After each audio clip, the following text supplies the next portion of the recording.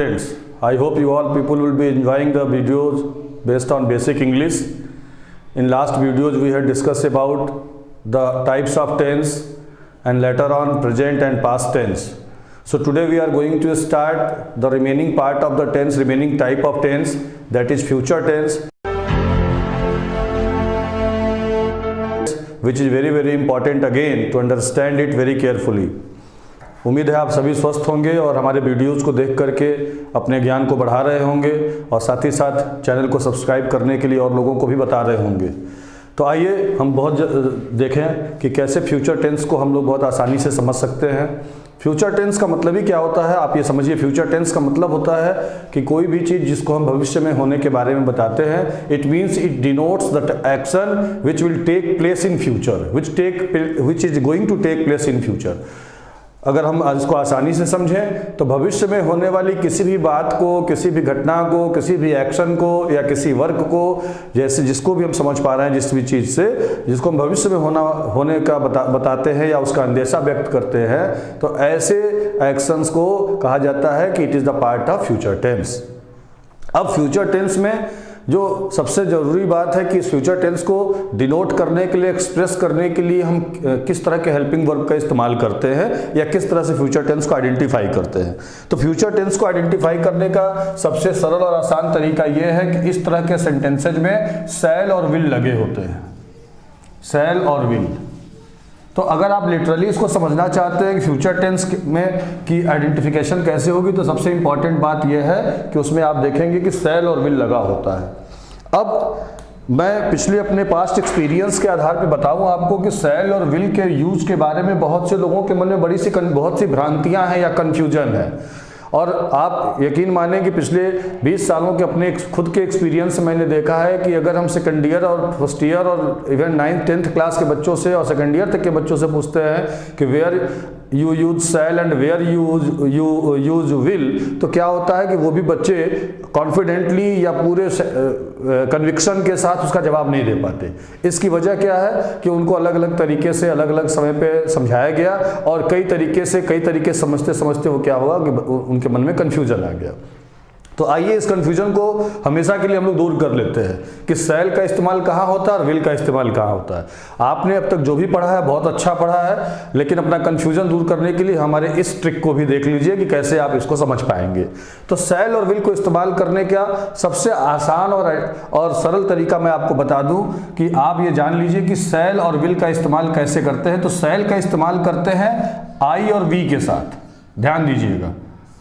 शैल का इस्तेमाल करते हैं आई और वी के साथ, और बाकी सारे सब्जेक्ट के साथ विल का इस्तेमाल like he, she, it, you, they, Ram, Hanuman, Sheela etcetera, boys, girls. आप ध्यान दीजिए, इसमें मैंने सिंगुलर प्लूरल सब लिख दिया। क्यों लिख दिया?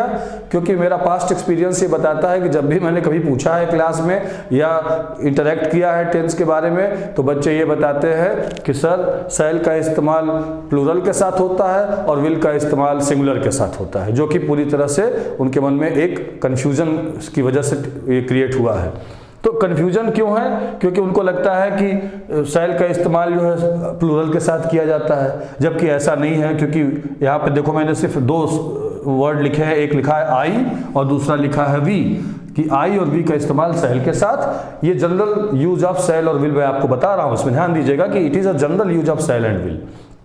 अब इसके एक्सेप्शंस हैं। देखो इंग्लिश इसीलिए कठिन है because every rule is having a kind of exceptions. Exception का मतलब होता है अपवाद होना।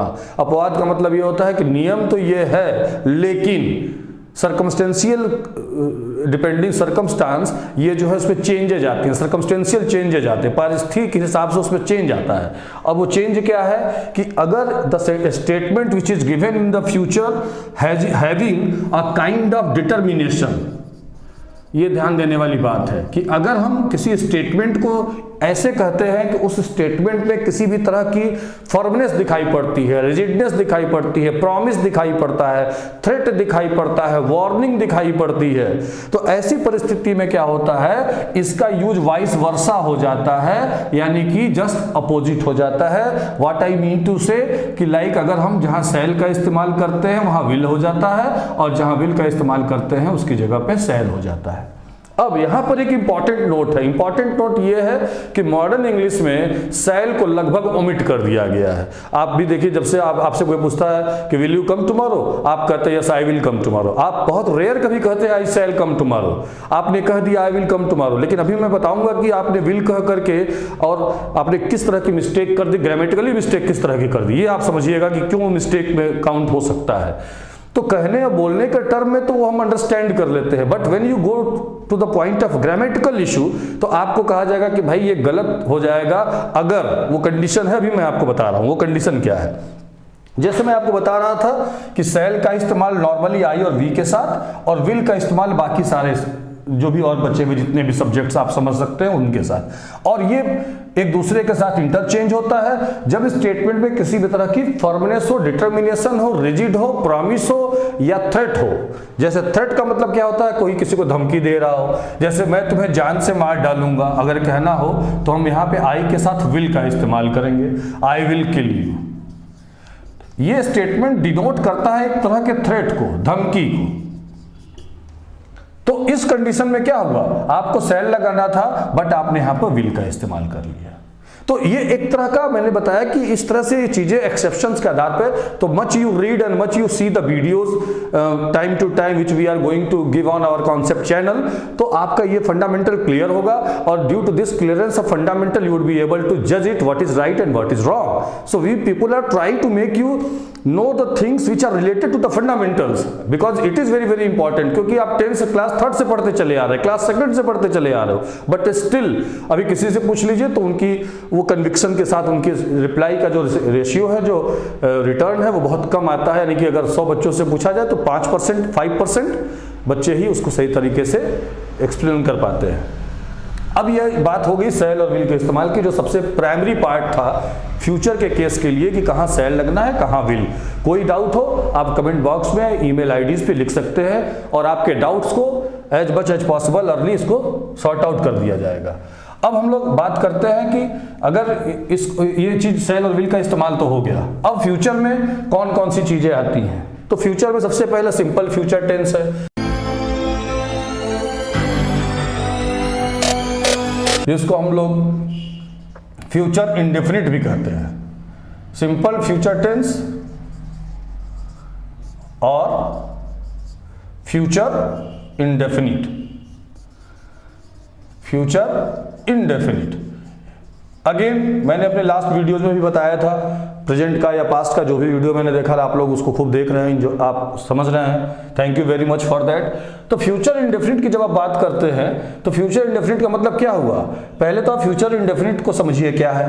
तो फ्यूचर इंडेफिनिट क्या करता है, it denotes an action that is about to take in future, an action which is going to take place in future, यानी कि कोई ऐसी घटना या कोई ऐसा इवेंट या कोई ऐसा वर्क जो फ्यूचर में होने जा रहा है उसको इंडिकेट करने के लिए हम फ्यूचर इंडेफिनिट को इस्तेमाल करते हैं, पहली चीज।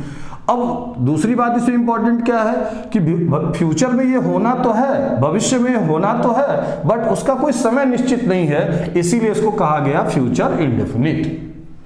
इसकी मीनिंग यहीं से निकलती है, डेफिनिट मतलब निश्चित, इनडेफिनिट मतलब अनिश्चित। तो future indefinite means that an action which is going to take place in future but the time is not definite, so it is treated as future indefinite। अब इसके लिए हम सिंटेक्स बनाएंगे कि किस तरह से इसका सब्जेक्ट का सेंटेंस का स्ट्रक्चर बनाते हैं। तो आइए सिंटेक्स देखें हम लोग कि सब्जेक्ट कोई उसमें दिया हुआ है, सब्जेक्ट के साथ सेल और विल का इस्तेमाल करेंगे, और फिर V1 का इस्तेमाल करेंगे, और अगर ऑब्जेक्ट कोई दिया गया है तो ऑब्जेक्ट लगा देंगे। अगर इसको एक एग्जांपल से देखें हम लोग, मान लो सब्जेक्ट की जगह हम लोगों ने लिख लिया, मान लीजिए सब्जेक्ट की जगह हम लोगों ने लिख लिया राम। अब जाहिर सी बात है, आपको मैंने भी बताया कि विल का इस्तेमाल होगा, Ram will write a letter. तो लिटरली इसकी मीनिंग क्या हुई कि राम एक पत्र लिखेगा। तो ये स्पीकिंग के लिए बहुत इंपॉर्टेंट है। जनरली हम लोग जितने भी स्टेटमेंट्स कम्युनिकेट करते हैं अपने बीच में या अपने कलीग्स के साथ या अपने फ्रेंड्स के साथ या अपनी सोसाइटी में, जहाँ कहीं भी जहाँ हम लोग कम्युनिकेट करते हैं, तो जितने भी स्टेटमेंट्स हम बनाते हैं वो सारे स्टेटमेंट्स टेंस से ही रिलेटेड होते हैं। चाहे हम अपने स्टेटमेंट को प्रेजेंट में कहते हैं, कभी इसको पास्ट में कहते हैं और कभी इसको फ्यूचर कहते हैं। तो my dear students, you can understand कि it is the backbone of English communication also. अगर आप लैंग्वेज अपनी अच्छा करना चाहते हैं तो first of all you need to make a good command over the usages of tense, otherwise आप हमेशा गलती करते रहेंगे। तो Ram will write a letter, simply आपने लिख दिया, और ये स्टेटमेंट रिलेट कर रहा है कि राम एक पत्र लिखेगा, फ्यूचर में बताया जा रहा है। तो फ्यूचर इंडेफिनिट क्यों बताया जाए? क्योंकि यहाँ पे भी टाइम निश्चित नहीं किया गया, इसीलिए फ्यूचर इंडेफिनिट है। अब अगेन अगर इसमें आपको निगेटिव बनाना है तो Ram will not write a letter हो जाएगा, सिंपली आपको नॉट पुट कर देना है, ये आपका निगेटिव बन जाएगा, negative sentence. And again if you want to make it interrogative then will Ram write a letter. Again यहां पे देखिए, जब भी आप इंट्रोगेटिव स्टेटमेंट लिखिए किसी भी टेंस में, तो आप हमेशा इस बात का ध्यान रखें कि इंट्रोगेशन का साइन जरूर लगाएं, otherwise it will be treated as a wrong statement. अगर आपकी पंक्चुएशन सही नहीं है तो वो स्टेटमेंट आगे की क्लासेस में, जहां पे आप कॉम्पिटिटिव के लिए जाएंगे और प्रिपरेशन में जाएंगे किसी भी तरह के एसएससी एग्जामिनेशंस में, तो वहां पर अगर आप इस तरह की गलती करेंगे तो आपको काफी इसका खामियाजा भुगतना पड़ता है। तो आपको वहां पे इंट्रोगेशन का साइन जरूर लगाना चाहिए, कहीं गलती से आप पंक्चुएशन में गलती ना करें। तो will Ram write a letter, कि क्या राम एक पत्र लिखेगा, इसकी हिंदी इस तरह से हम बना लेंगे। तो ये आपका फ्यूचर इंडेफिनिट, मैंने अभी आपको बताया कि फ्यूचर इंडेफिनिट क्या है। Future indefinite denotes an action that is about to take place in future.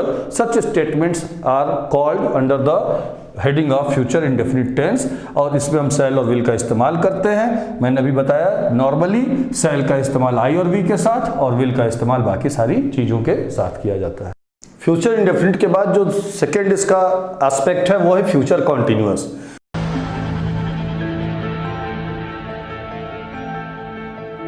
Continuous के बारे में मैंने आपको लास्ट वीडियो में बताया था कि जब भी कभी कॉन्टिन्यूअस होगा तो हम उसको B1 के फर्स्ट फॉर्म में ING जोड़ेंगे वर्ब के लिए। ये एकदम निश्चिंत रहिए, आप इसको दिमाग में बना करके रखिए। अब इसमें फ्यूचर कंटिन्यूअस क्या होता है, तो जैसे प्रेजेंट और पास्ट में आपने क्या पढ़ा था, प्रेजेंट कंटिन्यूअस में पढ़ा था कि अगर वर्तमान में कोई काम चल रहा हो तो उसको प्रेजेंट कहते हैं। पास्ट में आपने पढ़ा था कि कोई काम अगर वर्तमान में चल रहा था, जैसे I was writing a letter, तो ये पास्ट हो गया। प्रेजेंट में I am writing a letter, ये प्रेजेंट हो गया। क्यों? क्योंकि वो प्रेजेंट में कर रहा है। Similarly if you are finding that an action is going to take place, indefinite में it take place in future. ध्यान दीजिएगा, फ्यूचर इंडेफिनिट में क्या था कि if an action is take place, action going to take place, not if action take place हो जाएगा। और इसमें if action is going to take place, going लगते ही यानी कि ING फॉर्म लगते ही आपको ये समझ जाना चाहिए कि वो कंटिन्यूअस को रिलेट कर रहा है, तो वो फ्यूचर कंटिन्यूअस कहलाएगा। यहां पर भी आप अगर स्टार्ट करें इसके सिंटेक्स के साथ, तो सब्जेक्ट के साथ आप लगाते हैं शैल बी और विल बी, प्लस V1 में लगाते हैं ING, प्लस अगर कोई टाइम दिया गया है तो आप अगर कोई ऑब्जेक्ट दिया गया है, टाइम भी लग सकता है बट अगर आप कोई ऑब्जेक्ट दिया गया है तो आप वहां पे ऑब्जेक्ट लगाते हैं। तो ये सिंटेक्स हो जाता है आपके फ्यूचर कंटिन्यूअस का, जिसमें सब्जेक्ट के साथ आप लगाएंगे शैल बी या will be, V1 plus ING plus object. अब यहां पर शैल और विल को लगाने का जो नियम है वही नियम शैल बी और विल बी लगाने का भी है। यानी कि अगर शैल और विल का, शैल का इस्तेमाल हम I और V के साथ करते हैं, उसी तरह से शैल बी का भी इस्तेमाल I और V के साथ करेंगे। और बाकी के साथ यानी कि he, she, it, they, you, Ram, Sita, any name, तो उसके जगह आप विल बी, उनके साथ विल बी लगाते हैं, विल लगाते हैं, तो यहां पर भी आपको विल बी लगाना है। अब एक एग्जाम्पल से इसको बेहतर तरीके से आप समझ सकते हैं, जैसे he will be finishing his work. क्या मतलब हुआ कि वह अपना काम खत्म कर रहा होगा। तो ये क्या डिनोट कर रहा है? Future continuous denotes that an action is going to take place in future. an action is going to take place in future, such statements are called future continuous tense।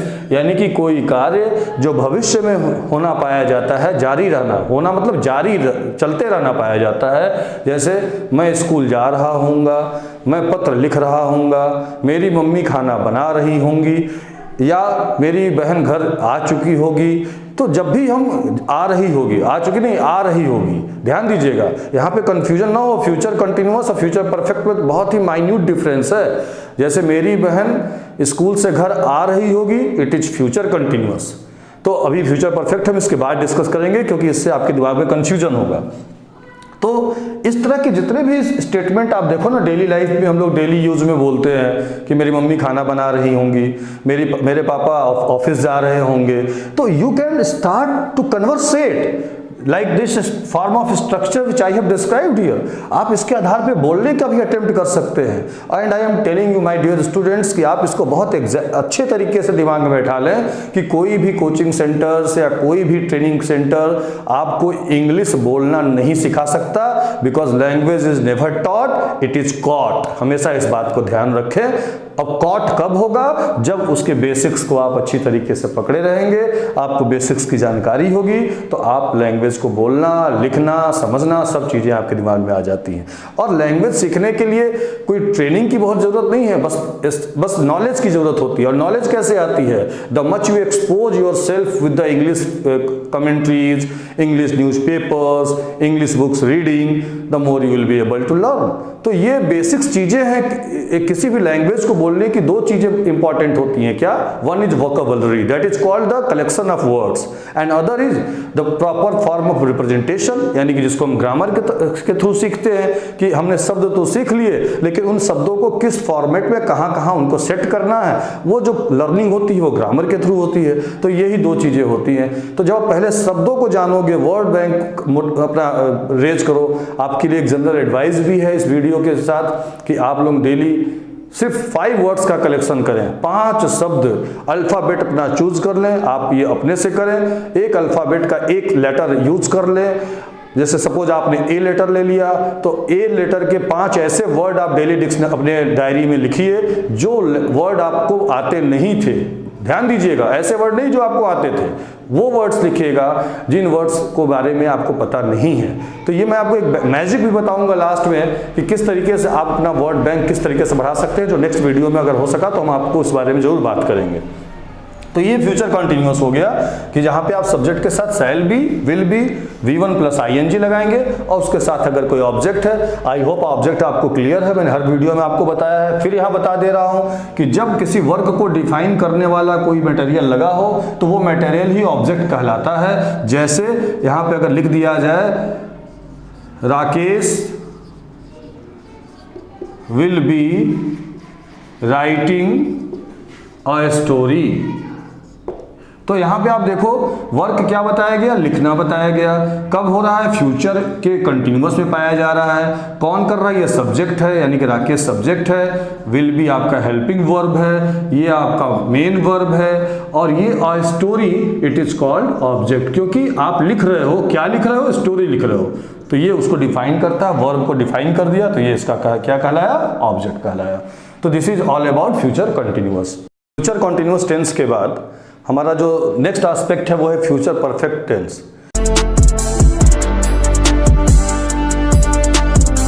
Future continuous tense में हमने अभी आपको बताया कि आप subject के साथ shall be या विल बी लगाएंगे, फिर V1 के साथ ING लगाएंगे और फिर ऑब्जेक्ट होगा तो उसके साथ ऑब्जेक्ट लगाएंगे, जो मैंने अभी आपको उसके बारे में बताया। अब अगर हम फ्यूचर परफेक्ट की बात करें, फ्यूचर परफेक्ट टेंस की बात की जाए, तो फ्यूचर परफेक्ट टेंस क्या होता है पहले ये समझें आप। फ्यूचर परफेक्ट टेंस है क्या? तो future perfect tense denotes that an action will be completed at some point at future, some point of time in future. फिर से सुने आप कि that future perfect tense states about that an action is going to be completed or will be completed at some point of time in the future। यानी कि future perfect tense हमें यह बताता है कि कोई भी वर्क भविष्य में किसी निश्चित समय पे पूरा होगा, यानी कि खत्म हो जाएगा। परफेक्ट का मतलब ही होता है पूरा हो जाना। तो फ्यूचर परफेक्ट टेंस मीन्स कि that an action is will be completed in some point of future, in some point at future, future के किसी समय वो पूरा होगा। अब इसके लिए सिंटेक्स क्या है, हम अगर इसको देखें तो सिंटेक्स इसका होगा सब्जेक्ट प्लस शैल हैव और विल हैव। एंड अगेन ये बात हम फिर से आपको नोटिफाई करा दें कि जब भी परफेक्ट की बात आती है तो वी थर्ड का इस्तेमाल होता है, यानी कि थर्ड फॉर्म ऑफ वर्ब का इस्तेमाल होता है, और इसके बाद वहाँ पे कोई अगर ऑब्जेक्ट है तो उस ऑब्जेक्ट को इस्तेमाल करेंगे। Shall have subject, shall have, will have verb के थर्ड फॉर्म और ऑब्जेक्ट। अब यहाँ पर फिर वही बात करने की है कि शैल हैव का इस्तेमाल आई और वी के साथ और विल हैव का इस्तेमाल बाकी सारे सबके साथ, ही, सी, इट, दे एटसेट्रा। तो मैनर वही है कि आप जहां शैल लगाते थे, शैल लगाते हैं, उसकी जगह शैल हैव लगाएंगे, और जहां आप विल लगाते हैं उसकी जगह यहां पर अगर परफेक्ट टेंस में डिनोट करना है तो विल हैव लगाएंगे। और अगेन आप यहाँ पे ध्यान दें कि जब शैल हैव या विल हैव लगेगा तो वर्ब के थर्ड फॉर्म लगेगी, और उसके साथ अगर कोई ऑब्जेक्ट है तो ऑब्जेक्ट लगेगा। For example, I shall have written a story.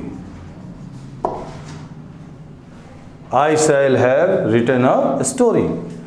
Next, you will have met with your friend.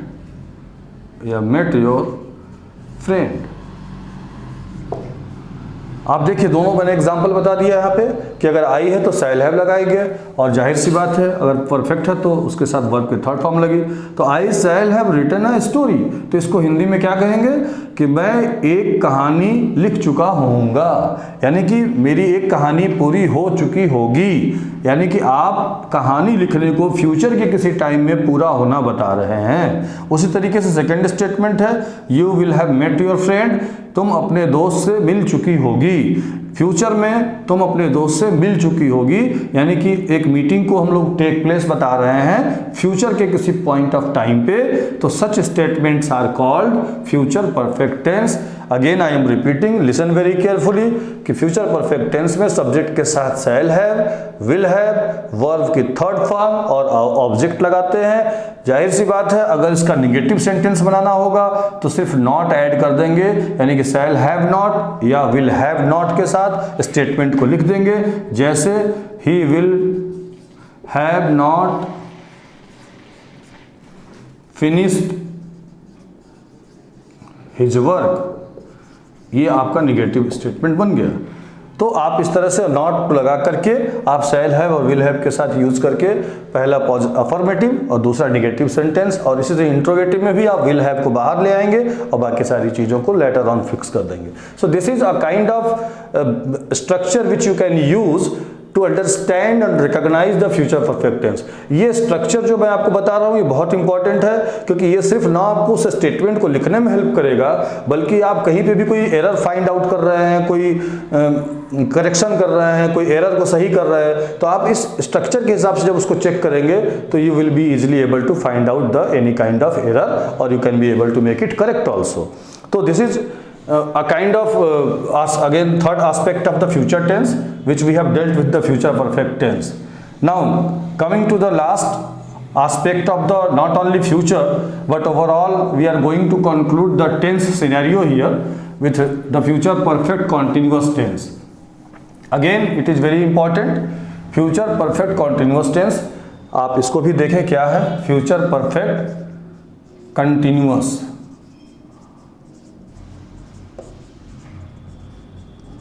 Tense, future perfect continuous tense. अब अगेन जैसा मैंने आपको लास्ट वीडियोस बताया कि इसमें क्या होता है, परफेक्ट का और कॉन्टिन्यूअस का दोनों इनपुट पाया जाता है, यानी कि आपको किसी एक्शन का कुछ पार्ट पूरा दिखाई पड़ता है और रिमेन पार्ट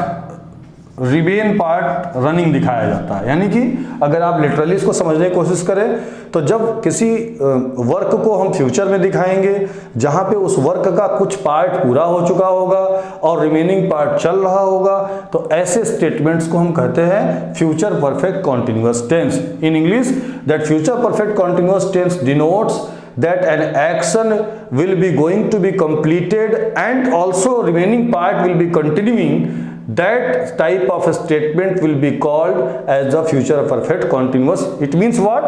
कि some part of the work is finished and remaining part is also running. So work is not done, some part of work is done and later part of work is going on. जैसे तो इसके लिए हम क्या करते हैं, time का इस्तेमाल करते हैं। तो इसके लिए हम देखिए इसका सिंटेक्स से ज़्यादा क्लियर हो पाएगा अगर आप इसके सिंटेक्स को देखें कि इसका सिंटेक्स कैसे बनता है। तो again subject shall have been लगता है, BEEN बी, फिर इसके साथ विल हैव बीन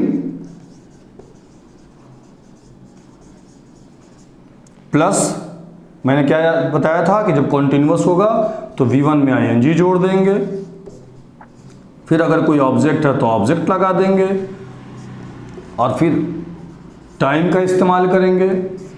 और टाइम को डिनोट किया जाता है मुख्यतः दो चीज़ों से, सिंस और फॉर के साथ। सिंस का पर्टिकुलर ऑफ टाइम के साथ इस्तेमाल करिए, फॉर का टाइम ड्यूरेशन के साथ इस्तेमाल करिए, यानी कि जब कभी 1 घंटे 2 घंटे 1 साल 2 साल 1 हफ्ते 2 हफ्ते 1 महीना 2 महीने जैसा टाइम दिखाना हो तो उसके पहले फॉर लगाइए। और जब कभी एक पर्टिकुलर ऑफ टाइम जैसे 3 बजे से 4 बजे से, मंडे से, ट्यूसडे से, जनवरी से, फरवरी से, 2005 से, 2006 से, 2008 से, यानी कि नहीं पर्टिकुलर ऑफ टाइम दिखाना हो तो वहाँ सिंस का इस्तेमाल करिए। और ये भी बहुत इंपॉर्टेंट है क्योंकि आप लोग कई बार इसमें भी बहुत कन्फ्यूज होते हैं, तो इसको ध्यान दीजिए।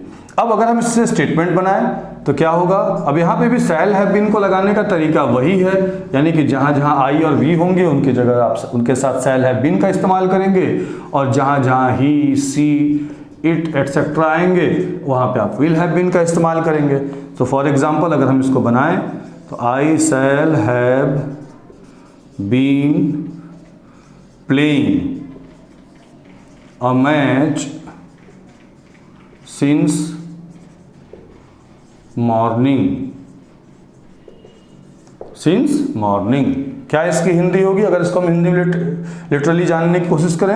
अब देखिए आई यहाँ पे सब्जेक्ट हो गया, तो सब्जेक्ट के साथ हम शैल हैव बीन लगा दिए, ये इसका हेल्पिंग वर्ब हो गया। अब ये प्ले इसके एक्शन को यानी कि मेन वर्ब को शो कर रहा है, फिर ये ए जो है आर्टिकल को शो कर रहा है, मैच जो है ऑब्जेक्ट को शो कर रहा है, और ये टाइम को शो कर रहा है। टाइम का इंपॉर्टेंस ज़्यादा है। क्यों? क्योंकि अगर आप जब टाइम लगाते हो तभी आपको वो परफेक्ट कॉन्टिन्यूअस को शो करता है। क्योंकि जब आपने कहा कि I shall have been playing a match since morning, तो मैं सुबह से मैच खेल रहा होऊंगा।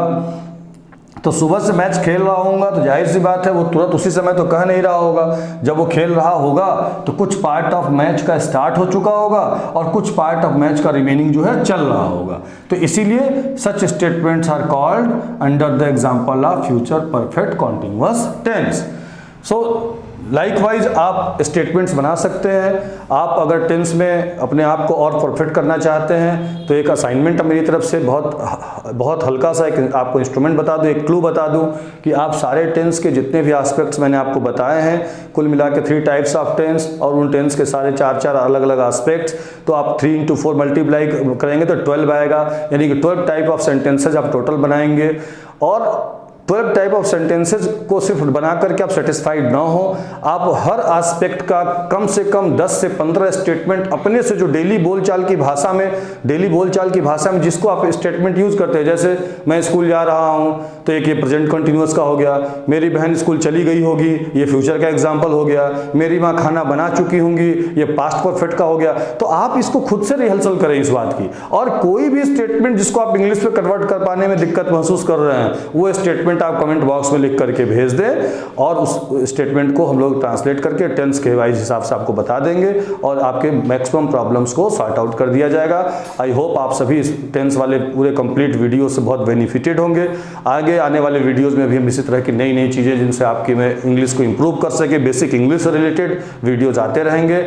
आप वो देखते रहिए, चैनल को हमारे और लोगों को सब्सक्राइब कराइए और आप इस चैनल से अपने फ्यूचर को और बढ़िया बनाइए, अपने नॉलेज को अपग्रेड करिए और अपने अंदर कॉन्फिडेंस डेवलप करिए। Thank you very much.